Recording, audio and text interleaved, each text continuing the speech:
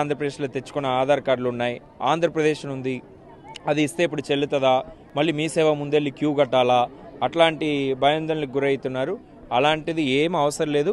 మీది ఏ ఆధార్ కార్డు ఉందో, ఏ ration card ఉందో అది సబ్మిట్ చేస్తే చాలు. ఎందుకంటే అప్పుడు తీసుకున్న వాళ్ళన్నీ ఆంధ్రప్రదేశ్లో ఉంటుంది, ఇప్పుడు అది తెలంగాణ అయిపోయింది, అది అందరికీ తెలిసినదే.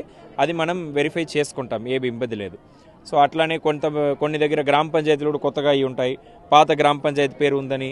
అట్లాంటిది మీరు ఎలాంటి ఆలోచన చేయనక్కర్లే. మీ దగ్గర ఉన్న ఆధార్ కార్డు, మీ దగ్గర ఉన్న రేషన్ కార్డు సబ్మిట్ చేస్తే సరిపోతుంది. ఇన్కమ్ సర్టిఫికేటు, కమ్యూనిటీ సర్టిఫికేట్ అలాంటిది మనం ఈ స్టేజ్లో అడగట్లేదు, అందులోనే అడుగుతున్నాం. మీ ఆదాయం ఎంత, కులం ఎంతను మనం అడుగుతున్నాం, కానీ సర్టిఫికేట్స్ అడగట్లేదు. సో అది దానికి కూడా ఎక్కడ కూడా ఇన్కమ్ సర్టిఫికేట్కి క్యూ కట్టడం అలాంటిది అవసరం లేదు. సో మీరు ఫస్ట్ అప్లికేషన్ ఇచ్చేసేయండి, డేటాబేస్లో ఎంటర్ చేస్తాం. తర్వాత అన్ని వెరిఫికేషన్ అప్పుడు కూడా అన్నీ కూడా యంత్రాంగం చూసుకుంటుంది. మీరు ఎలాంటి ఇది